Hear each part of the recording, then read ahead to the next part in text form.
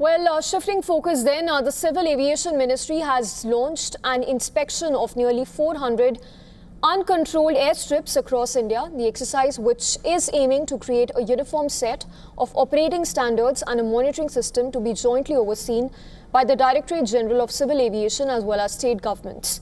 Now, officials say that the inspections will assess infrastructure gaps, communication systems, firefighting preparedness, and even coordination with local authorities. Most of these airstrips are owned by state governments and currently fall outside routine DGCA oversight, which has resulted in a significant regulatory gap as well.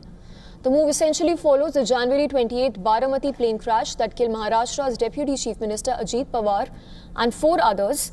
In fact, in the last few months, Ajit Pawar, as the Guardian Minister of Pune district, had himself taken many meetings to upgrade Baramati Airport. He had asked for basic facilities like path indicators and night landing and even regular ATC.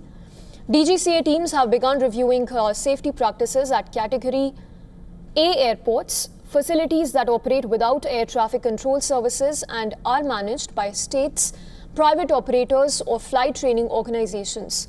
India has at least 400 such airstrips that remain outside the DGCA's regulatory framework.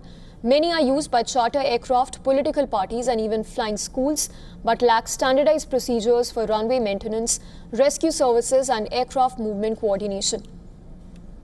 Under India's airport classification system, Category A airports operate without ATC services, while Category B airports have limited air traffic or flight information services. Also, Category C airports function with procedural air traffic control, that is without radar, while Category D airports are fully radar controlled, including Mumbai as well as Delhi. Also, the Baramati crash has intensified scrutiny of safety standards at non-ATC airports, while pilots depend on self-coordination rather than air traffic controller guidance. Getting us more details is our principal correspondent, Disha Yadav, who sent us this report from Mumbai.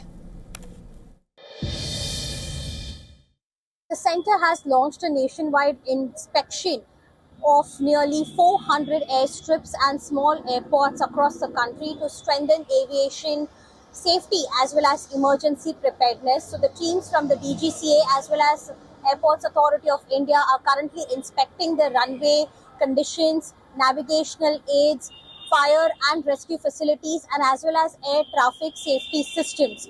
So the aim is to ensure that all of these airstrips are upgraded at the most so that they can really tackle the defense requirements or medical evacuations or even civil flights for that matter. Because remember, most of these airstrips come under the UDAN Regional Connectivity Scheme, and most of them are either on the remote areas or the border areas. So they really want to look at the preparedness level and whether these airstrips can be fully operational during such crisis.